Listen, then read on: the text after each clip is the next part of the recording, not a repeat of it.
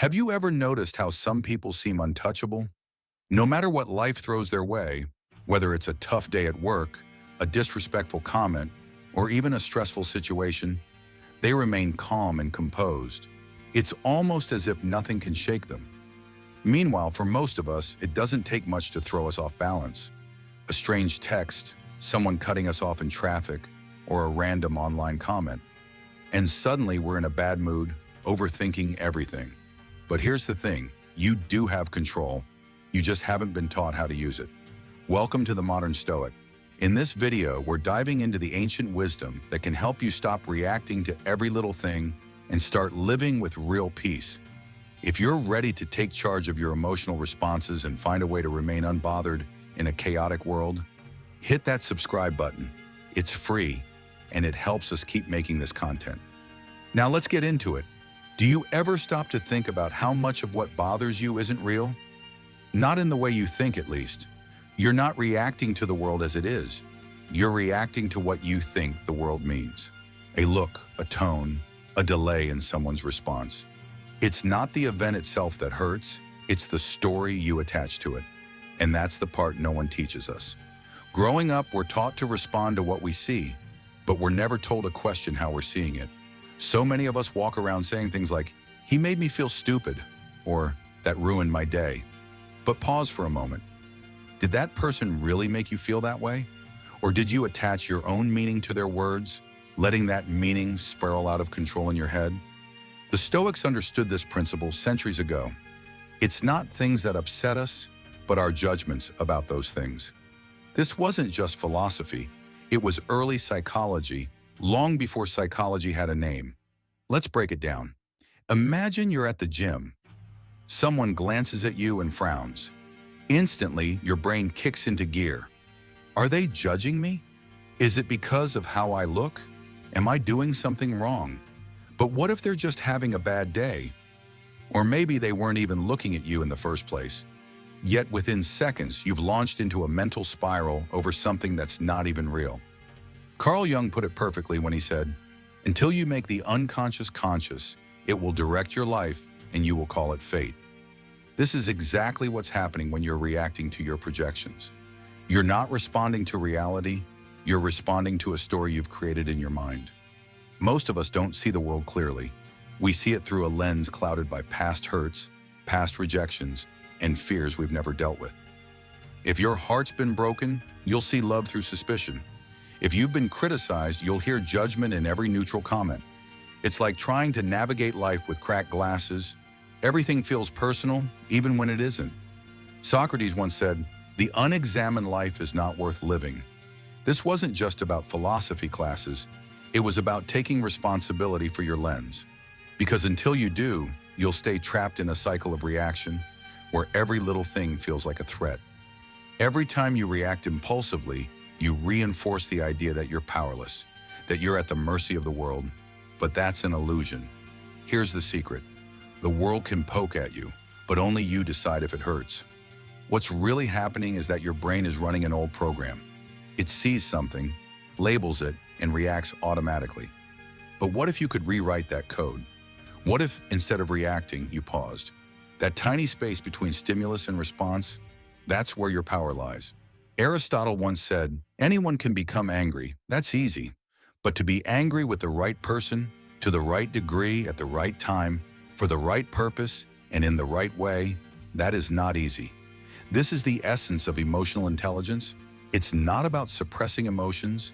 It's about consciously choosing when and how to express them. So here's the move that will change your life. Start questioning everything you feel.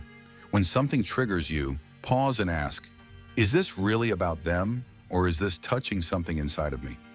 This simple question can break the cycle of automatic reaction and invite a new way of seeing. Instead of living like a puppet pulled by every external trigger, you can start living with clarity and calm, grounded in your own perspective. Plato believed that reality is but a shadow of the truth. Most of what you think is real is just a version of it, shaped by your mind. Ask yourself, is this moment the truth, or is it just my interpretation of it? And if it's just a story, do I want to keep telling it? The people who stay calm under pressure, they're not cold. They're clear. They've trained themselves to stop giving automatic reactions. And the more they practice that pause, the more they create space inside themselves. That space becomes peace. That peace becomes strength. And that strength becomes a quiet kind of power, one that doesn't need to prove anything to anyone. This isn't about perfection, it's about awareness. Every time you catch yourself spiraling and choose not to follow the thought, you win. Every time you pause instead of exploding, you grow. Every time you challenge the story instead of swallowing it whole, you reclaim your mind. Here's the key to mastering your mind. Stop reacting. Don't let the world control your emotions. Emotional reactivity isn't just a flaw, it's a profit model. The more easily you're triggered, the more predictable and profitable you become. Think about it. Social media thrives on your emotional reactions. Marketing thrives on your insecurities. But you don't have to fall into that trap. The Stoics called this apatheia, not apathy, but a state of inner calm where your soul is untouched by chaos. Picture yourself like a tree in the wind. The wind is there, the noise is real, but you don't bend to it. You stand, rooted and present. Start by observing, not absorbing. Walk into a room full of tension. People are snapping at each other, and you feel it in the air.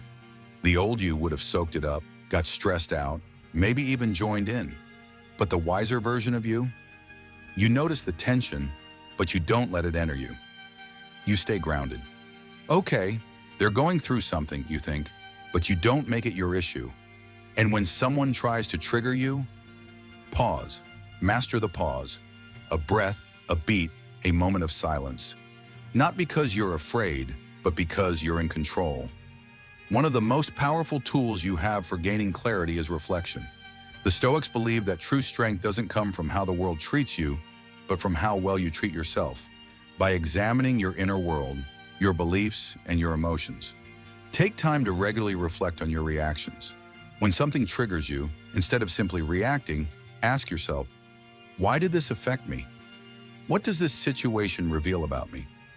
By consistently reflecting on your responses, you begin to unravel the layers of your mind, uncovering hidden fears or insecurities that you may not have been aware of. The practice of self-examination is key to freeing yourself from the habitual emotional responses that govern most people's lives. By understanding the underlying reasons for your reactions, you begin to unravel your emotional triggers and start responding from a place of insight, not impulse. Letting go is another pillar of Stoicism that most people overlook. In our daily lives, we hold on to so much: resentment, grudges, expectations, the need to be right, the desire for validation. All of this emotional baggage weighs us down and clouds our judgment. The Stoics taught us that true freedom comes from detachment, not detachment in the sense of avoiding relationships or caring less, but rather letting go of the need to control external circumstances and focusing instead on controlling our own minds. When you stop clinging to outcomes or striving for approval, you start to experience peace in a way that others may never understand. You no longer live for the approval of others. You live for the peace of your own mind. This doesn't mean you stop caring about anything or anyone, but it means you free yourself from the chains of external expectations and find contentment in the present moment. Stoicism isn't about being perfect or invulnerable. It's about accepting your imperfections, flaws, and weaknesses and embracing them. The idea that you have to be perfect or completely unemotional is a misconception that keeps you from true growth. Instead, Stoics like Marcus Aurelius emphasize the importance of accepting who we are, flaws and all. It's in accepting vulnerability that you begin to build emotional resilience. By embracing your imperfections, you open up to growth. Every mistake, every failure, and every shortcoming becomes an opportunity to learn and grow. You no longer fear failure because you understand it is an essential part of life. Every time you stumble, you ask, what can I learn from this? Instead of seeing failure as something to avoid, you begin to see it as a teacher, one that leads you toward personal growth and wisdom. When you master your own emotions, it doesn't just affect you. It has a ripple effect on the people around you. You become a source of calm, a rock in the storm, As you stop reacting impulsively and start responding thoughtfully, those around you will notice. People are drawn to calmness in a chaotic world. When others see you navigating life with grace and emotional control, they'll often seek your wisdom. Your emotional mastery becomes a source of strength for others, even if they don't consciously recognize it. This is how you create an environment of peace, not through force or control, but through the quiet power of your own presence. You set the tone for your interactions, whether at work, in your personal life, or in social settings. One of the most fundamental aspects of Stoic philosophy is discipline. The Stoics understood that without discipline, it's easy to be swept away by external circumstances, emotional reactions, or fleeting desires. When you cultivate discipline in your thoughts, emotions, and actions, you begin to shape your life consciously and deliberately. The key to emotional mastery isn't a one-time effort. It's a continuous practice. It's in the small moments, the daily choices, where your character is built. Set intentions for how you want to respond to the world. Commit to taking a moment to pause before reacting. Practice mindfulness to bring yourself back to the present.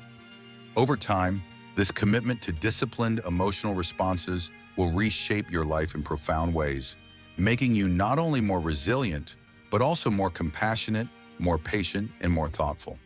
You're not avoiding the conflict. You're refusing to engage in the nonsense. Silence becomes your strength. Every time you choose peace over pride, you reclaim your power. Every time you decide not to react, you train your mind for clarity. So here's the question. What story are you telling yourself right now? Every emotion is tied to a narrative. If you feel like a victim, you'll carry pain. If you see yourself as the villain, you'll carry shame. But if you choose to be the hero of your own story, every setback becomes a plot twist. Every insult becomes fuel. And every hard moment becomes part of your rise. You have the power to rewrite your script, to choose your frame. And when you do that, you become the master of your emotional world, not cold but strong, not detached but peaceful. This is Stoicism in action, not just theory, but daily practice. Every time you choose not to react, you train your mind. Every time you protect your energy, you reinforce your freedom. And that, my friends, is when you stop just surviving life and start mastering it. If you felt this message resonate, there's another video on the screen right now that will take you even deeper. Trust me, you'll want to see it. Thank you for being here, for thinking deeper, and for being a part of the modern Stoic. Until next time, stay grounded and keep walking the quiet path.